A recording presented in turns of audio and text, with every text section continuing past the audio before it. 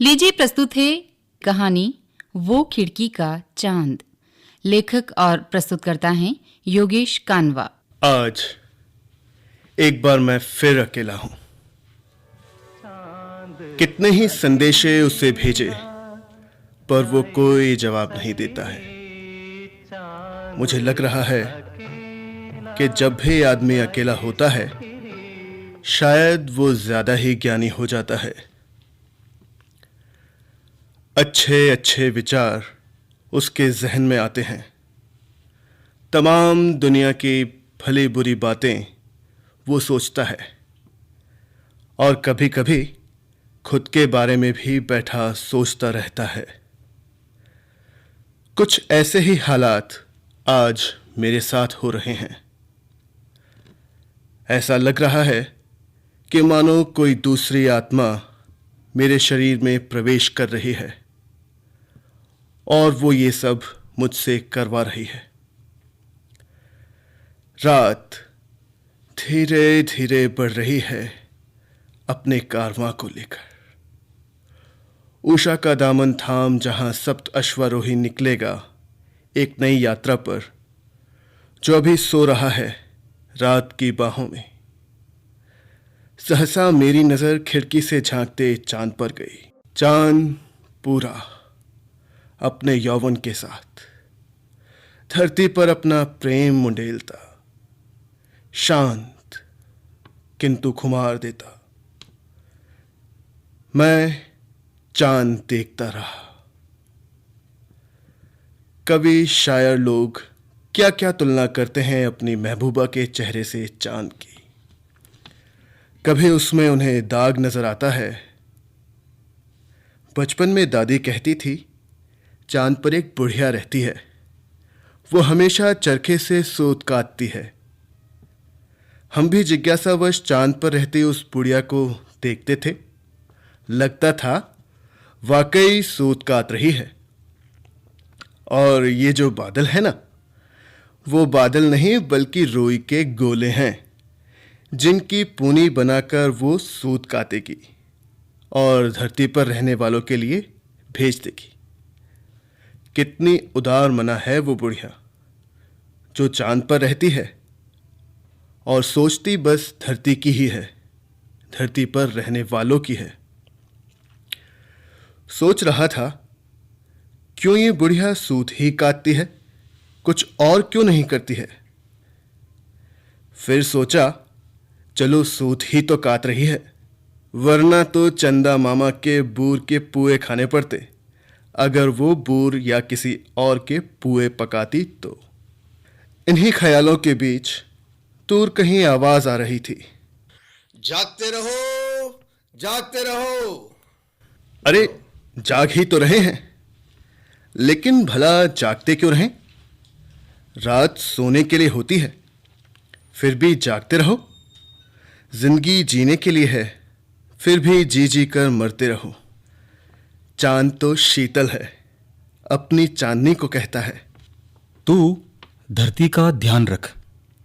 सूरज की तपिश से पड़े छालों को आहिस्ता आहिस्ता सहला ताकि उसे दर्द का एहसास कम हो, वो सो जाए और मीठे मीठे सपनों में खो जाए। और चांदनी वो तो सदा ही मुस्कुराती रहती है, ना कोई सुख दुख की बात, कोई शिकायत नहीं, कोई गिला नहीं, बस वो तो मुस्कुराती है। लेकिन उसकी मुस्कुराहट के पीछे छिपे दर्द को किसने जाना है? कौन समझ पाया है उसके मौन को? वो जानती है चांद को कुमुदनी कितना चाहती है। चांद के निकलते ही वो धरती पर बैठे बैठे कितना खिल जाती है और चांदनी देखती रहती है, बस देखती ही रहती है। इसीलिए शायद चांदनी धीरे धीरे अपने ही ख्यालों में गुमसुम अपनी रोशनी धीरे धीरे अपने ही भीतर समेटती जाती है और एक दिन पूरी तरह टूट जाती है। किसी कोने में अंधेरे का लिहाफ ओढ़ छिप जाती है और ये जताती है कुमुदनी को, जिस चांद की रोशनी पर तू इतराती है दरअसल वो चांद की रोशनी मैं ही हूँ, चांदनी। यदि उसके किरणों को तुम्हारे तक लेकर नहीं आऊं तो सोचो, क्या तुम खिल पाओगी? तुम्हें इसी बात का एहसास दिलाने के लिए एक दिन अमावस होती है, ताकि तुम समझ सको कि तुम अकेली नहीं हो जो चांद को चाहती हो, उसे देख मुस्कुराती हो, चहकती हो, बहकती हो और महकती हो। कोई और भी है जिसके त्याग का प्रतिफल तुम्हें भी मिल रहा है।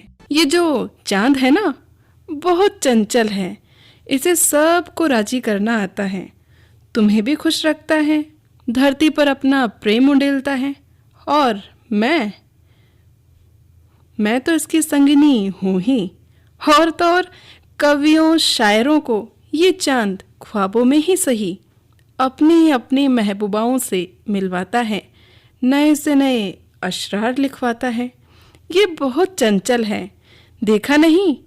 तेरे साथ, धरती के साथ और मेरे साथ भी कितनी लुका छिपी खेलता है। हाँ, इस लुका छिपी में मज़ा भी बहुत है। इन्हीं दूरियों, नज़दीकियों, रूठने मनाने में उससे प्रेम भी तो बढ़ता है।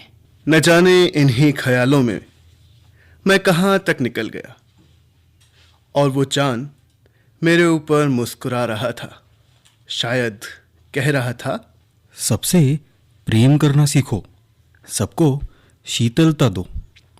कोई तुम्हें अच्छा कहे या बुरा, तुम्हें अपना काम करना है।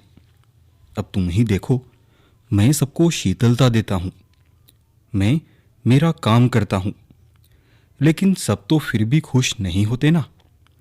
विरहिणी मेरे आते ही मुझ में अपना प्रीतम ढूंढती है, प्रेमिका अपना प्रेमी खोजती है और रात भर मुझे कोसती है।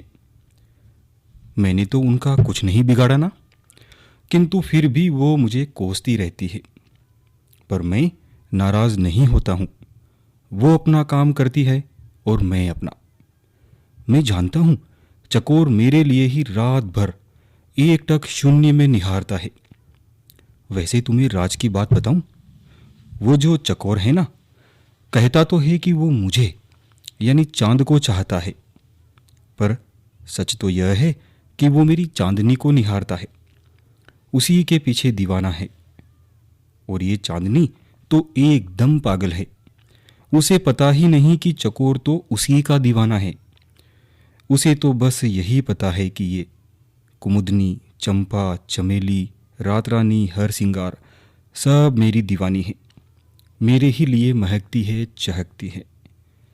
यह भी सच ही है, सूरज की तपिश और गर्मी उन्हें रास नहीं आती है, इसीलिए तो वे सब मुझे चाहती है। मैं और चांद न जाने कितनी देर यूं ही बातें करते रहे, और चांद की चांदनी हम दोनों के इस गुफ्तगू को देख बस मुस्कुराती रही, और मेरे सामने टेबल पर शमा जलती रही। चांदनी का मुस्कुराना और शमा का यूं ही रात भर जलना, चांद का ये सफ़र और मेरी सोचों की नई डगर, न जाने कब तक यह सिलसिला चलेगा। यूं ही रात